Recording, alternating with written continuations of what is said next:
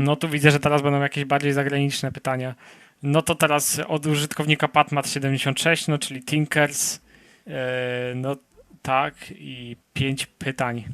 Czego oczekujesz w nadchodzących odcinkach? Czego ja oczekuję? Żeby były śmieszne. Tyle w sumie oczekuję. Z takich mniejszych, no to jak mówię, chciałbym, żeby powrócili na scenografię Zaifu albo z Cewracji, to by było naprawdę cudowne. Chociaż już tego na pewno nie będzie, bo już widzieliśmy, że na Wękowie będą siedzieli. Mam nadzieję, że Zdenek se poradzi z muzyką i że zacznie częściej powtarzać muzyki. Wiem jak to brzmi. Jak będzie powtarzać, to będzie mniej, ale tak to bym miał na przykład więcej czasu, żeby napisać inne. I tak to by leciały bangery po bangerach. To myślę, żeby się Zdenkowi przydało, bo właśnie sporo jego utworów jest takich strasznie bezpłciowych i zapominalnych. Czy są jeszcze jakieś inne czeskie? Nie wiem, o co chodzi z IPs. Nie wiem, ja po polska gadać, ja po polska rozumieć. Kurde, aż sobie przetłumaczę. Ale dobra, mam nadzieję, że chodzi o to, że czy są jakieś inne czeskie zainteresowania, które cię interesują poza patem i matem. To od razu powiem, że nie. Czy kiedykolwiek próbowałeś zrobić swoją własną animację? Zależy, czy się liczą te animacje, które robię w recenzjach i rankingach i innych filmach, czy też nie. Tak to pewnie tak, jak byłem jakiś młody, to na jakiś to się robiło jakieś na paintach animacje albo jakieś poklatkowe z ludzików Lego albo coś takiego, ale takiej profesjonalnej, no to chyba nie. Jeżeli chodzi o animację, to najlepszy jestem w animowaniu skaczących napisów. Okej, kolejne. Czy osiągniesz 1000 subów przed GTA 6? No, jak widzisz, ulubiona gra i gatunek muzyczny. Z ulubioną grą będzie bardzo antyklimatycznie, bo to jest bardzo oczywiste i wiele osób by tak odpowiedziało. To ulubioną grą jest Minecraft. Jakby co jak co ma w niej definitywnie najwięcej przegranych godzin i to się chyba nie zmieni, chyba już nie będzie lepszej gry od Minecrafta. Powiem tyle, że drugie miejsce zajęłaby Terraria i to już by było w sumie całkiem oryginalne, chociaż Terrarię też miliony osób uwielbia, więc... A jeżeli chodzi o gatunek muzyczny, to w sumie nie wiem. Praktycznie w sumie każdy gatunek muzyczny jest dobry, jak się go dobrze wykona. Czyli jakikolwiek, byle żeby był dobrze operowany. Okej, teraz od użytkownika Wojak Motion. Całe szczęście mamy tłumacz. Okej, dobra. Mamy tłumacz. Dobra, za pozwoleniem zadaję pytanie w języku perskim. Pytanie pierwsze. Jaki był pierwszy odcinek, który obejrzałeś? No to, jak mówiłem, Bilard prawdopodobnie, aczkolwiek nie wiem. Kolejne pytanie. Ulubiona część serii Ive. Nie wiem, czy mi dobrze przetłumaczyło. Nie chcę mówić o opinii, szczególnie o tak niedalekim sezonie, jakim jest Ive. Dlaczego lubisz Pat i Matt? Bo to są zajebiste persony po prostu. I ogólnie podoba mi się koncept typowe codzienne robótki, które zamieniają się w jakieś absurdalne wynalazki, czyli to w ogóle robione właśnie przez tych dwóch debili. Jakby to jest koncept, który się nigdy nie znudzi. Bardzo ciężko zrobić, żeby prosty koncept był hitem, ale jak już się okaże być hitem, to jest takim hitem, że hita każdego. To nie jest seria typu musisz przemyśleć nad całym zachowaniem, nad tym, jak działa świat i wszystko jest smutne, słabe. Nie, to jest po prostu dwóch ludzi w średnim wieku, którzy nie potrafią wbić gwoździa.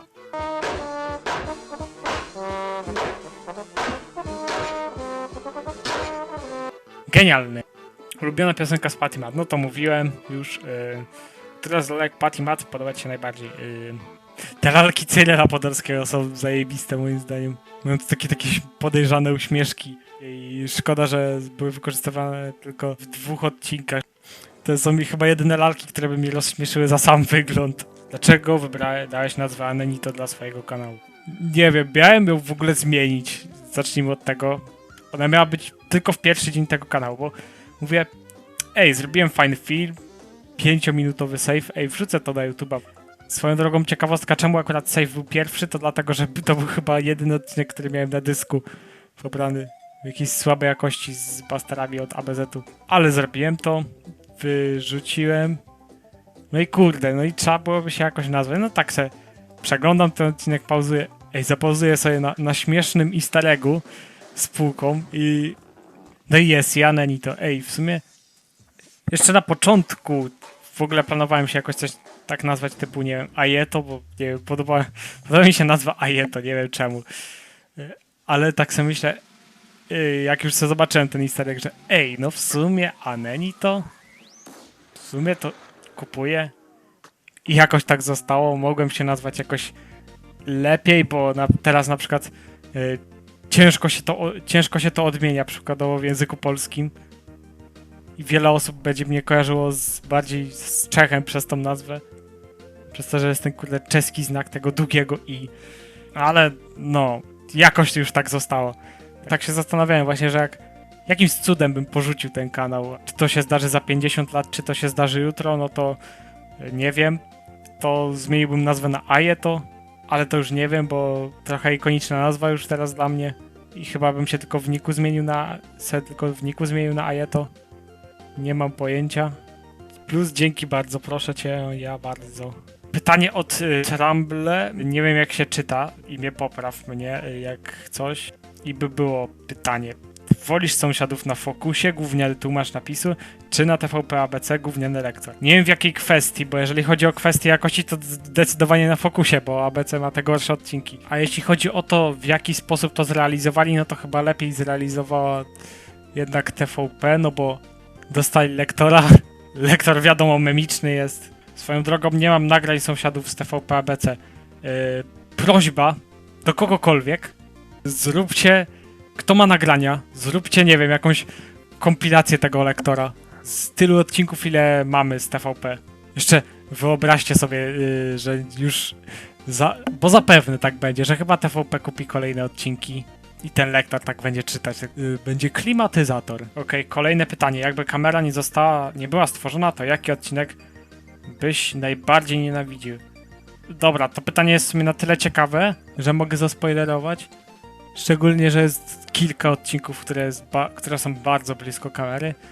I tym odcinkiem byłby Domek z Piernika, bo miał nudny koncept i jeszcze nudniejszy scenariusz. Większość żartów się polega na tym, że domek po prostu spada, niszczy się po prostu. Budowa basenu czy basen? Okej, to w sumie na to pytanie też mogę odpowiedzieć, bo nie będziecie znać dokładnej oceny.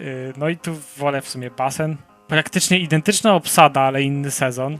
Okej, choinka w zimie czy choinka z Sewracji? No to tu lubię choinkę w zimie, ale Sewracji zrobiło to akurat fenomenalnie.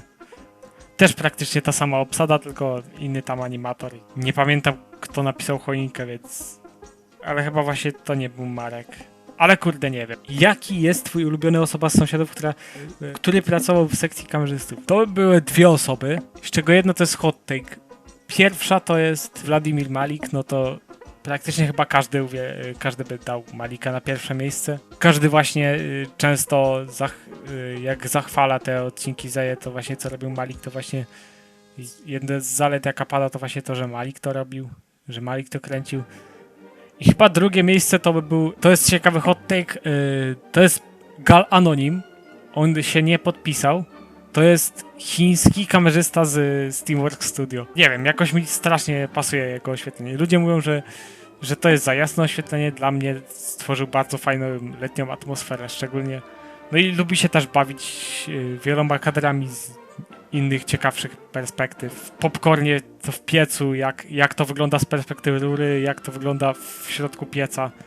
Strasznie fajnie to jest wszystko zbudowane i myślę, że naprawdę spoko ujęcia robi. Co jak co, chyba najlepsza osoba, która pracowała w Steamworks i chyba jedyna, która się nie podpisała. Zawsze widać, że tylko Chwojka robi to, a Chwojka chyba przecież nie kameruje w Chinach, bo to trochę daleko, żeby tam dojechać, zrobić jeden kadr. Prawdopodobnie wolałbym Malika, szczególnie przez to, że tam miał gorzej, tam była technologia, teraz jest już bardziej ulepszona technologia, więc miał łatwiej, jest opcja podglądu, kiedyś nie było czegoś takiego, a jednak udawało mu się to robić, udawało mu się to wszystko kamuflować. Malikowi należy się po prostu respekt. Magdalena Rzepka 9731. Jaki jest według ciebie najlepszy odcinek Sąsiadów? No to mówię, nie będę mówił na razie. Chciałem teraz powiedzieć, ale i tak jak wy pewnie chcielibyście się teraz dowiedzieć, ale nie powiem. Najgorszy mogliście się domyśleć. Technicznie już powiedziałem niedawno, jaki sezon Sąsiadów jest najgorszy według ciebie, a który... No to najlepszy to jest Ajeto. Na spokojnie, najlepszy sezon. KF był blisko, ale nie aż tak blisko. A najgorszy sezon to jest sezon zimowy. Szczególnie 2019. Okej, pytanie od użytkownika Kacper Jubiel 9405. Jaki byłby twój sąsiedzki Dream Team, czyli zestawienie według ciebie najlepszych osób, które pracowały nad sąsiadami? Wymień najlepszego reżysera, najlepszego scenarzystę, najlepszego animatora, kamerzystę, najlepszego kierownika produkcji i najlepszego montażystę. O mój Boże święty. O muzykę nie pytam, bo wiem, że wybierzesz Skumala. Dobra, no faktycznie wybiera Skumala. W sumie najciekawsze chyba pytanie z całego Q&A, tak szczerze. Tylko znowu kolejne długie pytanie. Reżyser to nie będzie Lubomir, to moim zdaniem jest osoba, która lepiej zrobiła od Lubomira robotę i tym kimś jest Vlasta Pospišilová. Jakby odcinki od niej non-stop były idealne, a Lubomir miał swoje, gorsze 5 minut, jak nie więcej. Naprawdę i chciałbym żyć w uniwersum, gdzie, nie wiem, Marek Benesz sprzedaje prawa do sąsiadów, ten anime i żeby to robili. Co prawda już by Wlaszty nie było, ale myślę, że i tak mimo tego by to dobrze poprowadzili. To by było moje marzenie. Powstawałoby tam kilka odcinków zamiast 50, ale za to jakiś zajebisty. Okej, najlepszy scenarzysta. To jest naprawdę ciężkie pytanie. Kilka jakbym wymienił i potem wybrał jednego, to by było tak. Lubomir, Karel Żalut i Dawid Filczyk. Prawdopodobnie też Vlasta Pospišilová właśnie. Chyba najlepiej napisali. I jakbym miał wybrać najlepszego, to prawdopodobnie byłby to Dawid Filczyk. Napisał jeden odcinek, ale jest to naprawdę dobry odcinek. I naprawdę podobał mi się styl jego pisania i chyba dlatego to by był najlepszy scenarzysta. Oczywiście napisał jeden tylko scenariusz, więc mógł się już by się powoli wypalać, ale spoko robotę odwalił. Najlepszego animatora no to oczywiście Jan Klos, ale Honorable Mention no to byłby Wasza, Smryczka i Filczyk, jak mówiłem. Jakby oni by mogli się nawet znajdować w tym teamie za Klosa i by mi to ani trochę nie przeszkadzało. Przynajmniej byłoby bardziej zróżnicowane. Kamerzysty, no to jak mówię, Malik i ewentualnie ten ze Steamworksa. Najlepszego kierownika produkcji. Nie znam się na producentach, nie pamiętam kto był kim. Dlatego nie powiem, trudno. I najlepszy montażysta. To też jest ciężkie. Szczególnie przez fakt, że na przestrzeni lat technika montażu i styl się w ogóle naprawdę pozmienił i naprawdę nie wiem, kto to może być. Akurat montaż w Sąsiadach do najlepszych nie należał nigdy. Dodawaniu efektów specjalnych i tak dalej. No niestety o producencie i chyba montażyście nic nie powiem, bo sorry, nie potrafię. Fajnie by było zobaczyć odcinek zrobiony przez taki Dream Team. Okej, dzięki Bogu ostatnie pytanie aż się boję robić do tego napisy, do tego filmu. Od użytkownika a zabijecie mnie jak nie dodam. Od użytkownika MattCZ4461. Okej, i to jest ostatnie pytanie. Jaki jest twój ulubiony gag i fail z serialu? O kurde! To jest, dobra, bujane krzesło. Na pewno. Chociaż to jest trochę seria faili. Jakby jedno rodzi drugie. No z mebli na kółkach. Ale to też w sumie seria była. Więc zależy jak się zinterpretujesz. Tak to by było to z mebli na kółkach. Potem byłoby to z bujanego krzesła. A jakby był już taki bardzo pojedynczy fail, to ten w pizzy jak mi się brykiety spaliły. To by było trzeciej. Wybierz sobie, co uznajesz za pojedynczy gag. Jak myślisz, kto jest mądrzejszy, przynajmniej częściowo, Pat albo Matt? No nie, to jest ciężkie pytanie. Zazwyczaj tożsamiam sobie Matta z głupszą osobą, ale no, jakby w odcinkach od 89 do 97 Matt wydało się na mądrzejszą osobę i to jest teraz ciężkie, ale zawsze wydawało mi się, że jednak Pat jest taki bardziej rozsądny w robocie. Szczególnie, że strasznie sobie utożsamiam osobowości sąsiadów z łyżwiarzami i tam właśnie tak Pat wyglądał na takiego jednak co najmniej bystrego. I chyba nawet wolałbym, żeby zostało tak, że Pat mądrzejszy, Matt głupszy. Taki podział charakteru. Ale nie wiem, szczerze ciężko powiedzieć. Tam jakby każdy reprezentuje tą samą głupotę. Tylko po prostu Matt jakoś częściej takie gwałtowniejsze rzeczy odwalał. Myślę. Szczególnie mi się z Ayato kojarzy. Ale myślę, no, że Pat jest jednak mądrzejszy. Mimo, że Matt uwielbia książki.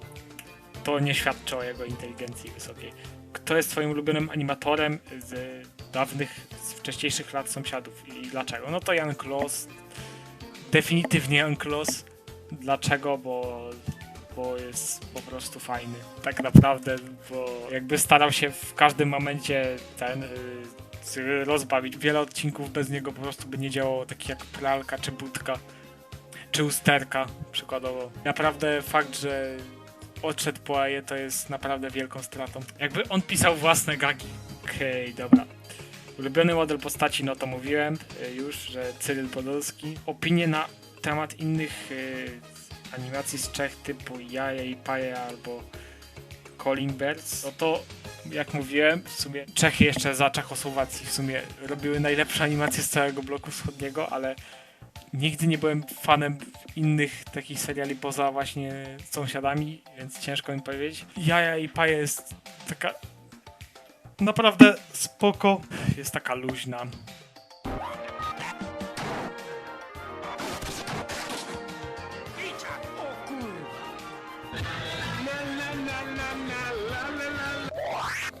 I ogólnie Jaja i Paje dlatego lubię chyba po Sąsiadach najbardziej, bo to emanuje po prostu taką aurą tych sąsiadów za Jeto przez całą obsadę, przez w ogóle fakt, że są te rekwizyty z Sąsiadów, dosłownie samochód się z Sąsiadów pojawił, tylko że w wersji niebieskiej.